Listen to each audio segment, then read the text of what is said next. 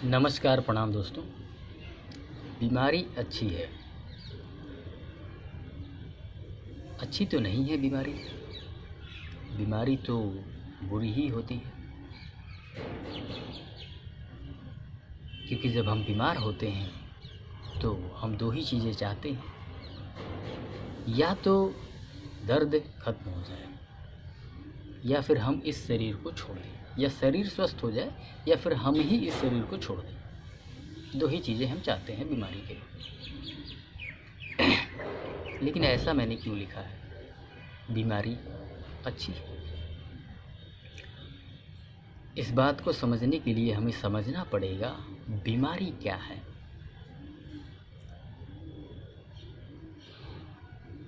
चीज़ें जो होती है वो हमें सामने दिखती नहीं है। गड़बड़ियाँ असल में पीछे हुई होती हैं। ये तो रिफ्लेक्शन मात्र है जो सामने आपको दिख रहा है। अभी गड़बड़ियाँ तो हमने पीछे कर रखी।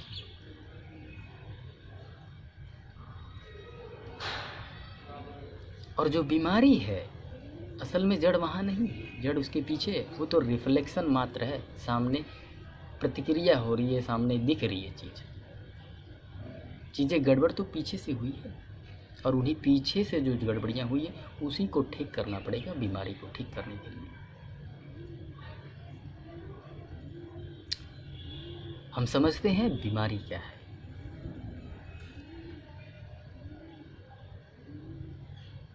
भगवान ने हमारे शरीर को बनाया है और इसमें पूरा फार्मूला लगाया है एक एक चीज़ का। हर व्यक्ति का शरीर उसी तरह से कार्य करता है। वही बॉडी में सेल्स हैं, ठीक है। सेल का जो कुछ भी है पार्ट, जितने भी पार्ट्स हैं सेल में, सब में एक ही जैसे हैं।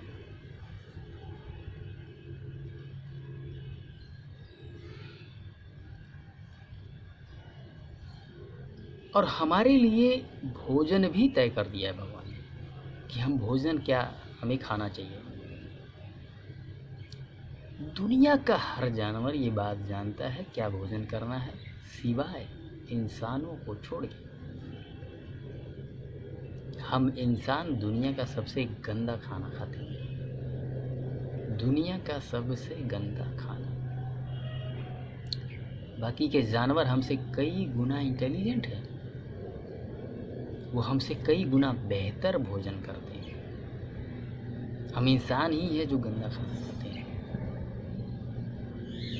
ये गंदा खाना है क्या? और बड़ी अजीब बात है कि हमें ये पता भी नहीं है कि हम गंदा खाना खा रहे हैं।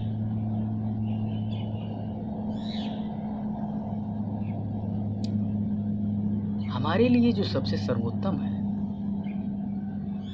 जो मैंने जाना है, अपने जीवन के अनुभवों से जाना है, जो मैंने अपनी बॉडी में देखा है, उन चीज़ों को, वो फल और सलाद है, यानी कि सब्जी। हमारे लिए यही सबसे सर्वोत्तम है, यही हमारा भोजन है। अनाज हमारा भोजन नहीं है। जब चीज़ों को हम पका देते हैं, पका के खाते हैं, वो हमारा भोजन असल में है ही नहीं। यही तो कारण है जब इंसान फल और सलाद केवल इसी को खाने लगता है तो उसका शरीर पुनः व्यवस्थित हो जाता है। मतलब जो गड़बड़ियाँ उसने पीछे की थी वो करेक्ट हो जाता है। मैंने इसे ही जाना है, यही हमारा भोजन है। हम यही नहीं रुकते हैं, हम पकाया हुआ भोजन करते हैं। हम यही नहीं रुकते हैं, हम सड़ा हुआ भोजन भी करते हैं। कई दिनों का फ्रिज में डाल डाल के भोजन करते हैं, जबकि प्रकृति हमें दे रही है, नेचुरल चीज़ें हमारे पास उपलब्ध है, फिर भी हम फ्रीज़र में डाल डाल के खा रहे हैं।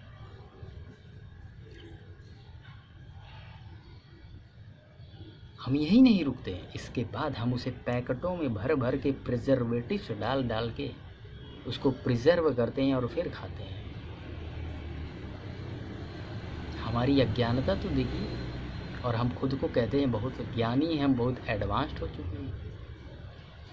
किस लेवल में? बीमार होने, अपने शरीर को कंडम करने, इसमें हमने एडवांसमेंट हासिल कर ली है। इसीलिए मैं कह रहा हूँ हम दुनिया का सबसे गंदा खाना खा रहे हैं।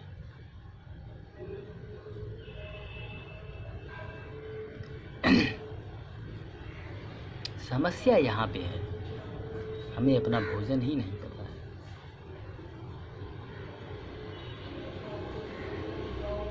बीमारियाँ दो चीज़ों को मिलके बनती है, इस बात को आप जान लीजिए। एक नकारात्मक विचार है और दूसरा भोजन है। ये दोनों चीज़ों से ही बीमारी उत्पन्न होती, तीसरा कारण ही कोई नहीं। अगर शुद्ध भोजन करेंगे तो मैं कहता हूँ कोई बैक्टीरिया फंगस भी आपके पास नहीं आ सकता।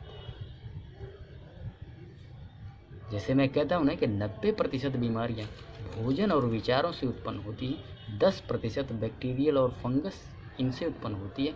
मैं कहता हूँ ये 10% भी नहीं आएंगी, आपको जुकाम तक नहीं होगा अगर आपका शरीर साफ है। मैंने प्रत्यक्ष रूप से अपनी ही बॉडी में देखा है इसको। मैंने 2 वर्षों तक तपस्या की है, एकदम शुद्ध डाइट खाया, without a single day mistake. उन 2 वर्षों में मुझे एक बार भी जुकाम नहीं हुआ। आपको पता है मुझे जुकाम कब हुआ था? सबसे पहले डाइट 3 वर्षों से डाइट कर रहा हूँ, पूरे 3 वर्ष। आज जो तारीख है, आज है 16 तारीख, 5 तारीख को मैंने 5 फरवरी 2020 को डाइट शुरू किया था। 3 साल और जो भी हिसाब लगा लीजिए 10-5 में, मतलब 3 साल से ज़्यादा हो चुका। नवंबर 2021 बनारस गया था, गलत भोजन किया, मुझे वहाँ से जुकाम। जैसे ही गलत चीज़ गई हो गई। वाइफ का पेपर था, पेपर दिलाने गया और वहाँ पे हमने खाया खूब दबा गलत चीज़। तो जब तक आप गंदा भोजन नहीं डालते, यहाँ तक कि आपको जुकाम भी नहीं होता। शरीर साफ है तो जुकाम तक नहीं होगा, सोचिए। और जुकाम है क्या चीज़? जुकाम कुछ नहीं है, आपकी गंदगी को बाहर निकालने की कोशिश करता है और कुछ नहीं है। अब मैं अपने मूल प्रश्न पे आ रहा हूँ धीरे धीरे, बस देखिए। इसी को पकड़ के मैं आपको समझा दूंगा कि मैं बीमारी ये क्यों कह रहा हूँ कि बीमारी अच्छी है।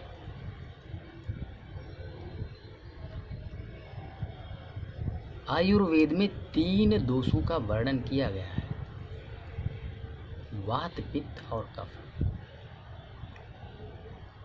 कफ का जो टाइमिंग है वो है सर्दियाँ। सर्दियों में कफ संचित होता है। अभी एक दोष को मैं वर्णन कर रहा हूँ, सर्दियों में कफ संचित होता है और जैसे ही सर्दियाँ ख़त्म होती, यानी फरवरी जैसे ही स्टार्ट होता है, कफ वो दोष विकृत होता है। ठीक इसी तरह से गर्मियों में वात संचित होता है और जैसे ही बरसात पड़ती है, वात बिल्कुल से एकदम से विकृत हो जाता है।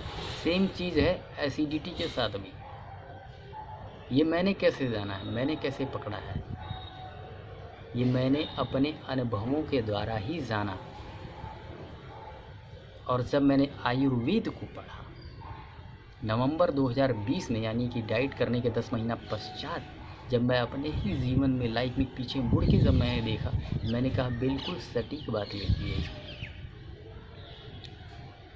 क्योंकि मेरा एसिडिटी अगस्त सितंबर में ही भड़का था पूरा, और इस समय एसिडिटी सबसे चरम सीमा पे होता है, क्योंकि एसिडिटी का यही सीज़न है। जैसे ही बरसातें खत्म होंगी, एसिडिटी विकृत हो जाएगा, पित्त विकृत हो जाएगा।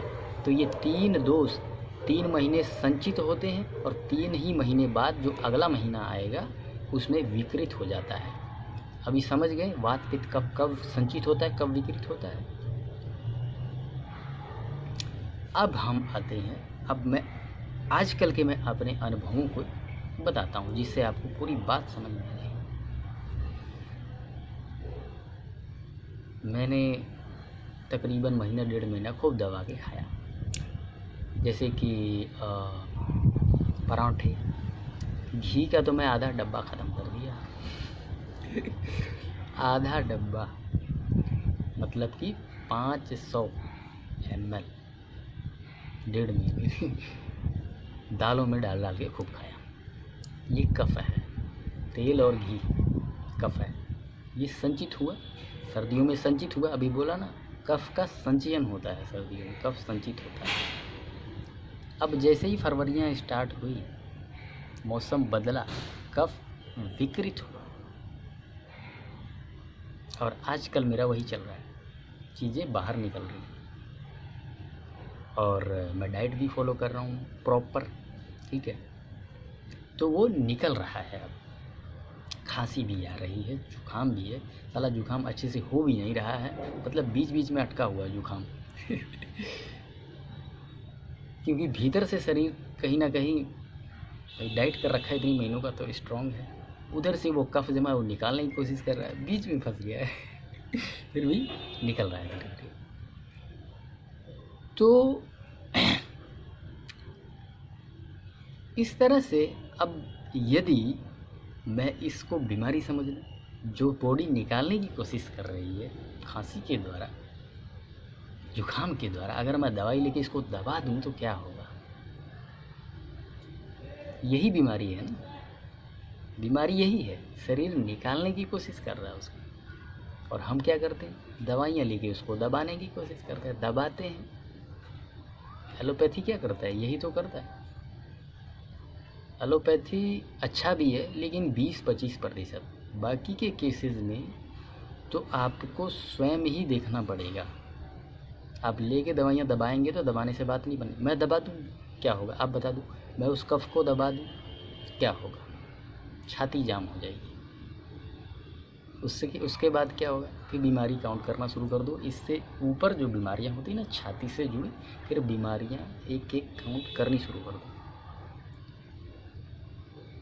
ये एक उदाहरण दे रहा हूँ, सेम चीज़ हर चीज़ पे लागू होती है।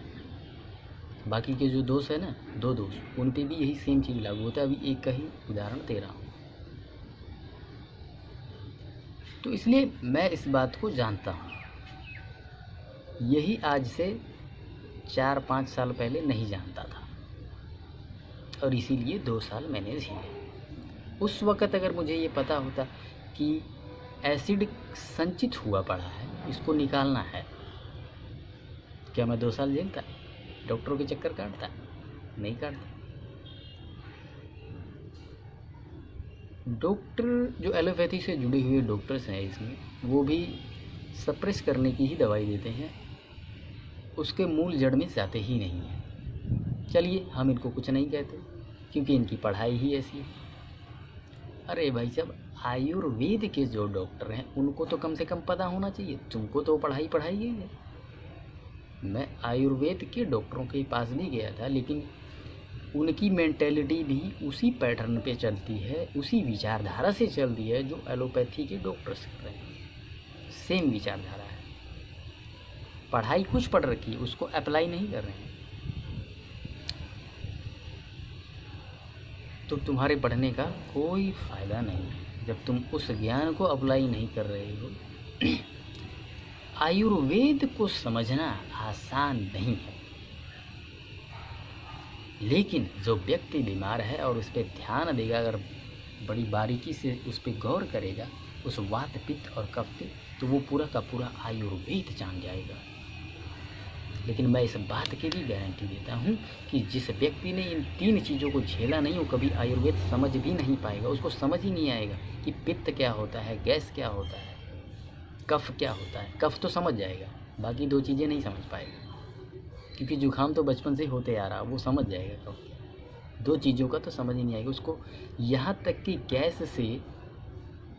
गैस ही मूल जड़ है इतनी सारी बीमारियों का, ये भी नहीं समझ पाएगा जब तक गैस को भीतर वो महसूस नहीं, या जब तक उसकी गैस रुक ना जाए पेट में। जब घूमेगी ऊपर नीचे, तब उसको समझ आएगा कि हाँ, गैस कितनी ताकतवर है। तो आयुर्वेद कैसे समझेगा वो? आयुर्वेद तो इन्हीं 3 चीज़ों पे टिका हुआ है और सारी बीमारियां भी इसी पे टिकी हुई है। अरे मैं खुद आज से 5 वर्ष पहले समझता ही नहीं था कि गैस इतनी सारी बीमारियां उत्पन्न कर सकता है। मैं ऐसे उड़ा देता था हवा में, अरे छोड़ो, गैस से बीमारी हो सकती है। लेकिन मूल जड़ है ये तीनों चीज़। तो बीमारी कुछ नहीं है, तुम्हारी ही गलतियों का सुधार कर रही है। एक तरह से शरीर जो है तुम्हारी पीछे की गई गलतियों को सुधार रही है। अब तुम उसको सुधारने में मदद करोगे या फिर उसको दबाओगे तो भुगतोगे, और निकालोगे तो भीतर गंदगी जमी हुई जो गलतियां की उसको सुधारने की कोशिश करोगे तो अच्छा रहेगा। इसीलिए कह रहा हूँ बीमारी अच्छी है, क्योंकि हमारी पुरानी की गई गलतियों को सुधार कर रही है। आज छोटी बीमारी है, कल को मान लो बीमारी ना हो तो वही बड़ा भयंकर रूप लेके निकल के सामने आ जाएगी, तो जीवन ही वहाँ ख़त्म हो जाएगा। क्या वो सही रहेगा? इसलिए बीमारी सही है। तो चलिए दोस्तों, आज का सेशन जो है यहीं पे समाप्त करते हैं। धन्यवाद।